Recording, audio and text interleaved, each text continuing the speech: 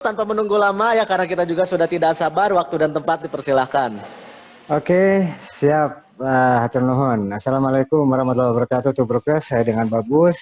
Sampai hari ini kita masih terus ngegas ya, ngebahas pernak-pernik persiapan Piala Dunia di Qatar. Jadi sebelum kita masuk ke Piala Dunia, dibukanya Piala Dunia pertandingannya lah gitu ya. Ini sebetulnya banyak berita-berita menarik ya. Di negara Qatar itu sendiri gitu ya, yang mungkin bisa menjadi pengetahuan bagi teman-teman Tubrukers di sini ya. Nah, ini yang pertama nih, saya ada 3 berita ringan ya untuk para Tubrukers hari ini. Yang pertama tuh, jadi sebetulnya selama tahun 2022 itu negara Qatar tuh memang kayaknya udah nge-save gitu, yang nyeting supaya negaranya tuh jadi muncul secara tidak langsung suaranya di dunia gitu lah. Dengan cara apa? Dengan cara dia memecahkan berbagai macam rekor gitu loh. Dan rekornya ya tentu saja rekor kelas dunia gitu ya, Guinness of Record dunia gitu kan ya. Nah, ini teh yang terakhir nih yang paling terbaru, itu teh Qatar dapat lagi ngebuat sepatu gitu ya, patung gitunya, monumen kayak gitu, monumen sepatu panjangnya 86,7 meter, terus tingginya 2,1 meter gitu loh. Beratnya 500 kg gitu. Nah, itu teh langsung dapat sertifikat Guinness of Record juga gitu. Itu baru datang minggu ini nih, ininya si sepatunya teh gitunya. Oke. Ditempel dan sudah diresmikan dan dapat sertifikat pengakuan dari Guinness of Record gitu. Nah, saya teh dari Cibaduyut cek saya teh. Cibaduyut eleh-deuinya, aduh, ku Qatar. Anak kemarin sore, oke. Nah, kalau Cibaduyut kan si sepatunya dari dari beton ya, atau pokoknya benda-benda yang sifatnya material yang kuat gitu kan ya.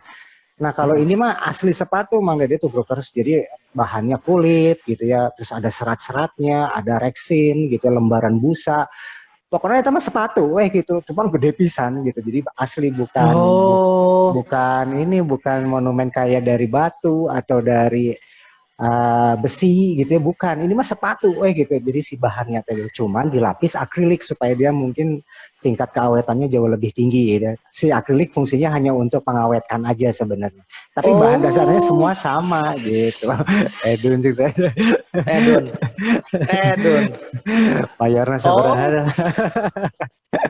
Ini jadi akun busa, jadi akun kayak nage atuh da loba Oh gila, 86,7 meter atau itu mah panjang nage, artinya tingginya 2,1 meter. Ya kita edan pisan ya gitu. Sigana mah tani rada rame ya kamari, sigana stoknya CF ya. Pokoknya mah Tamim Sudirman beres kabeh eta mah dikirim ke Qatar. Nah, ini juga yang perlu diketahui Mang Dede Tubrukers. Jadi ini teh yang paling terakhir ya sampai hari ini rekor terbarunya. Tapi sebelumnya tahun 2022 ini sudah ada 9 Guinness of Record yang lain gitu loh. Jadi dari mulai yang pertama ya, saya nggak akan cerita semuanya, tapi ini yang menariknya saja ya.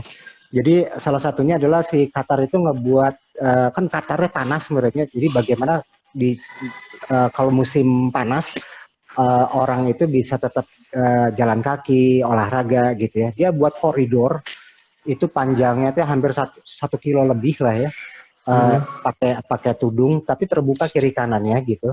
Nah tapi itu ber-AC gitu, supaya orang Qatar teh jalan-jalan di musim panas teh bisa gitu ya, untuk sebagai wahana olahraga. Ini tuh baru pertama kali di dunia ada jalan sepanjang itu terus di ASEAN. Aduh wajib berarti menang deh tas sertifikatnya. Ayo wae. Gitu. Ini top record ya, itu tingkat dunia loh.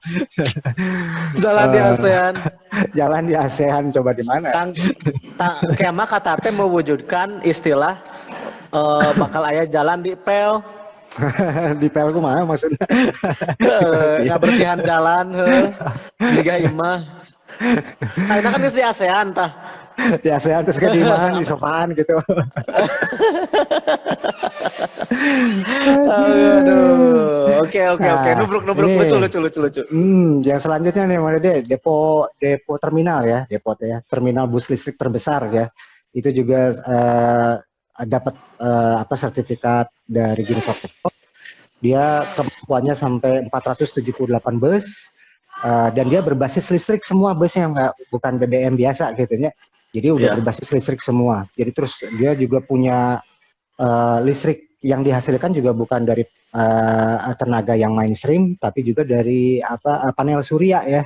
Jadi itu juga terbanyak di dunia untuk sekelas terminal bus gitu ya. Jadi dia dapat sertifikat juga tuh, gitu. Itu perharinya dapat 4 megawatt per hari itu bisa menghasilkan si panel surya tersebut gitu ya. Gila. Berarti di pasangna loba oge nya Om. Oh, eta masih gana atap-atap ya kayaknya meren gitu ya. Segana seperti itu, dan ini ya itu dapat sertifikat ya dari Guinness of Record gitu ya. Luar biasa. Nah, ini yang menariknya juga nih, Guinness of Record yang lainnya di tahun 2002 yang sama, pendakian tercepat ke Gunung Everest dengan K2 dengan oksigen tambahan, tapi perempuan. Gitu. Oke. Tapi berarti dia pendaki perempuan tercepat di dunia ya, karena dia dapat penghargaan Guinness of Record. Jadi itu cuma 58 hari sampai ke puncak. Nah, gitu. Berapa? 58 hari. Oh, 58 hari, oke. 56 hari. 56 hari. 56 Berarti hari. dia terbilang cepat untuk aklimatisasinya juga.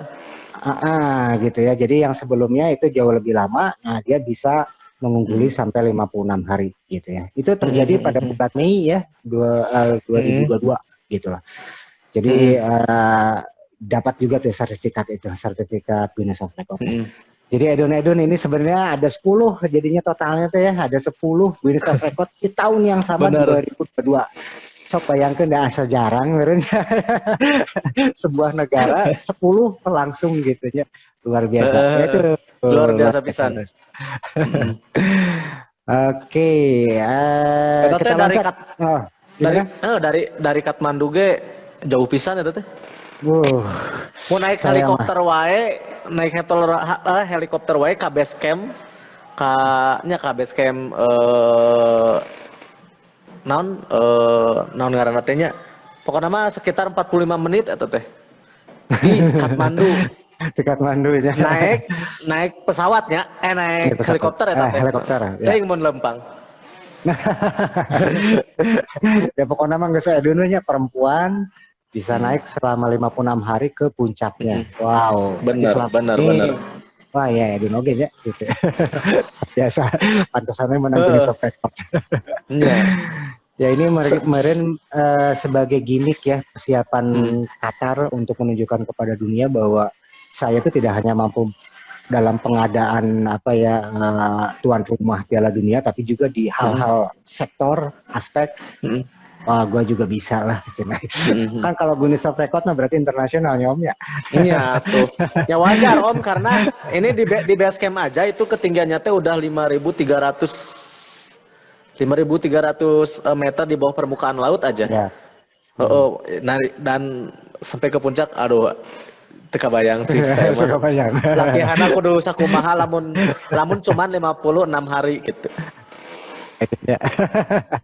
Edun. Oke, lanjut nih Om Dede. Berita yang kedua ya.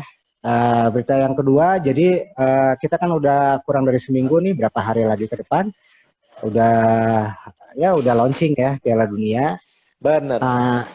Insya Allah Doha udah nyiapin tuh satu media center.